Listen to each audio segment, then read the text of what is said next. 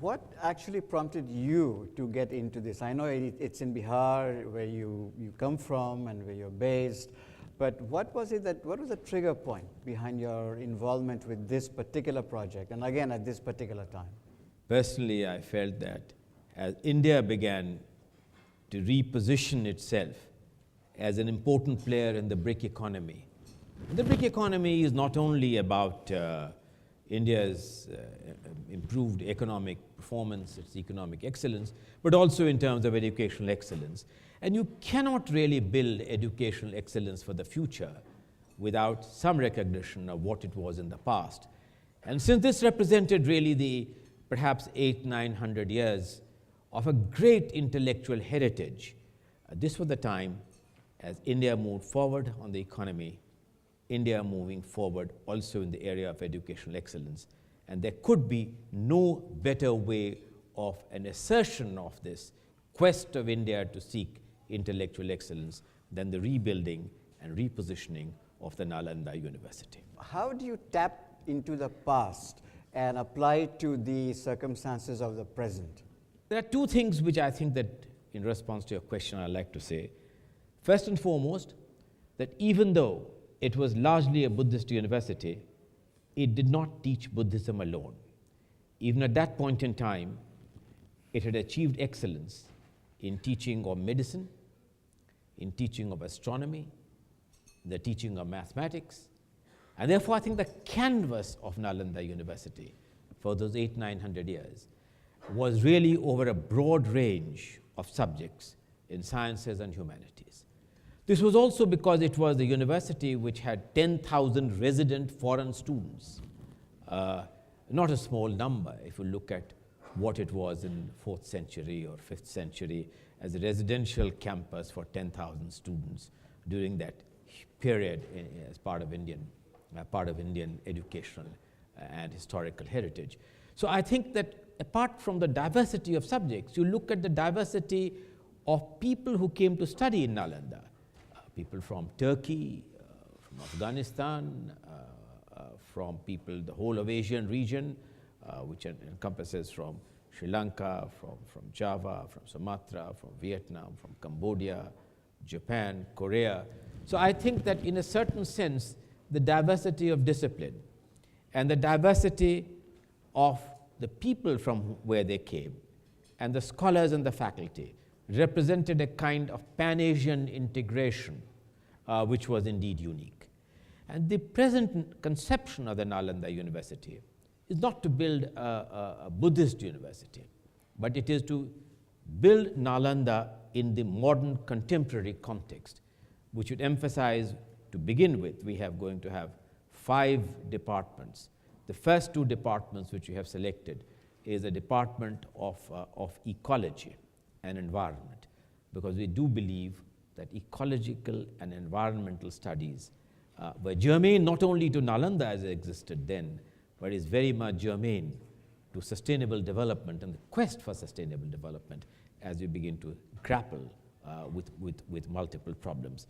And incidentally, one of the very unique features, if I may say so, of Nalanda as it existed then, was perhaps the only university which, as part of its ambit and responsibility, had encompassed, and Huyen Sang's Travels records this in great detail, of the 200 villages even then which were integral to the university's activities.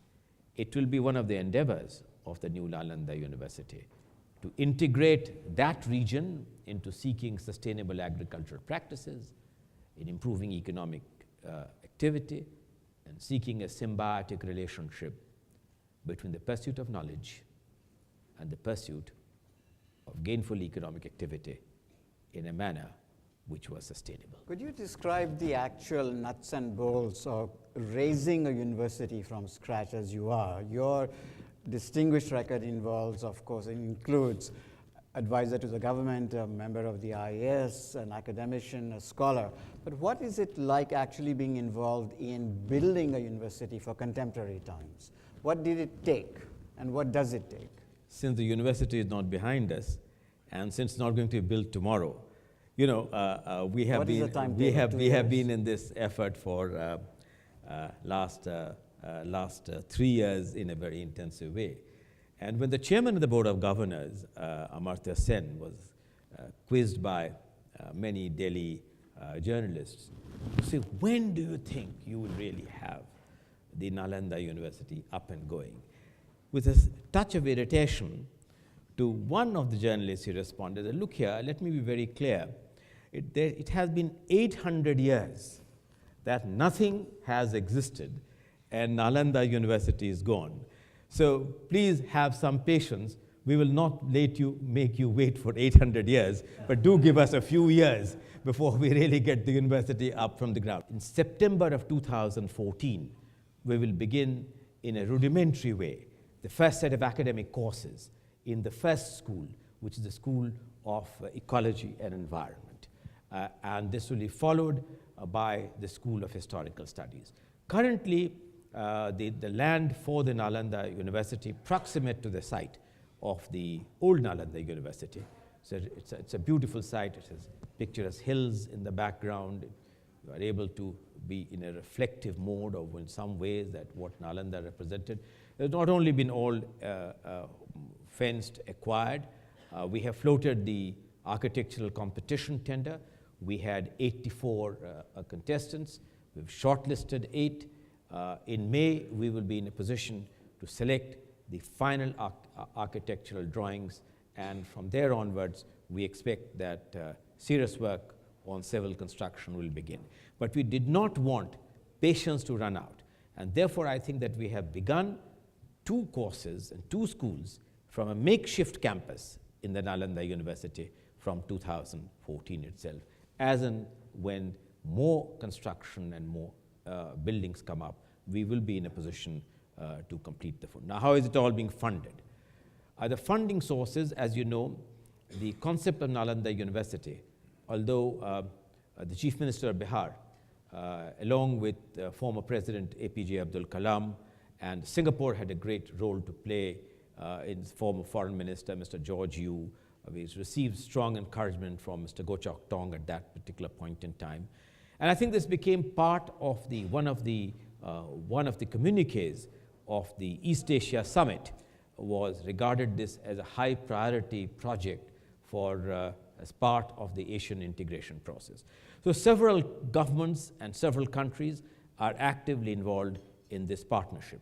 Indeed, the composition of the Board of Governors of the Nalanda University would suggest a pan-Asian composition in which we have representatives from Japan, from China, from Singapore, from Thailand.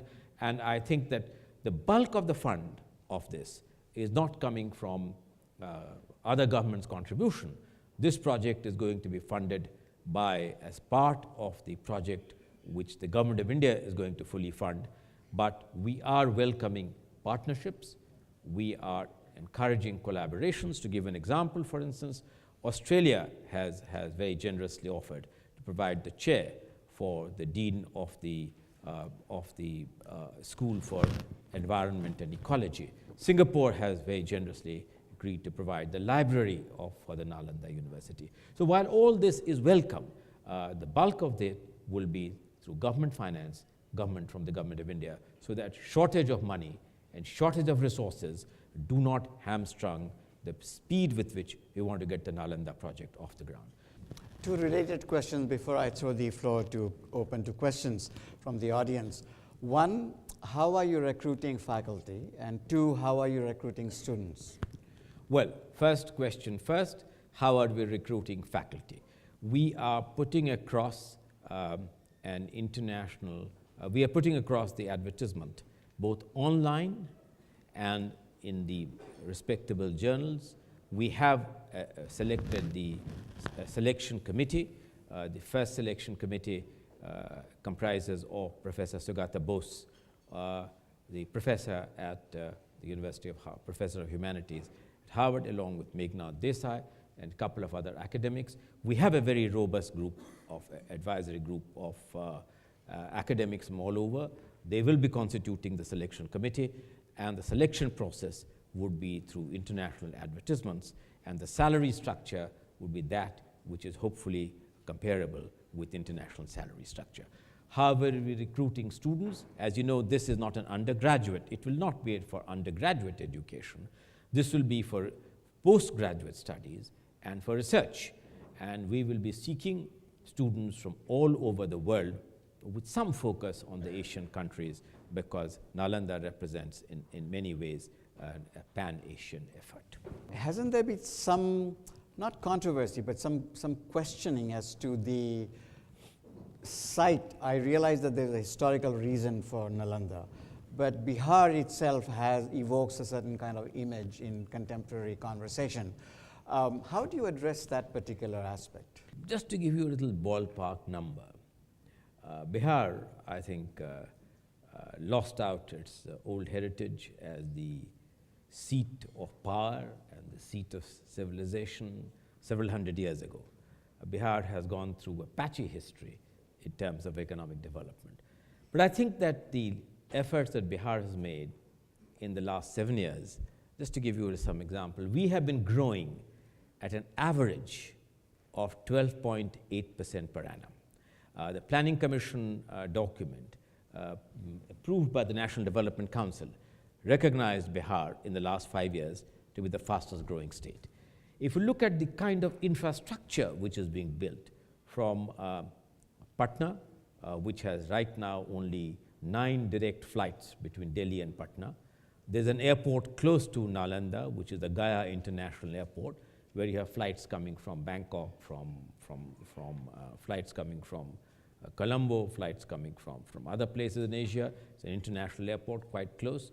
We are having a 6-lane highway connectivity, which will take flat 1 hour from Patna to Nalanda, 45 minutes from the Gaya airport to Nalanda. So you're providing the highest quality of infrastructure in terms of transit, both by way of road and by way of air.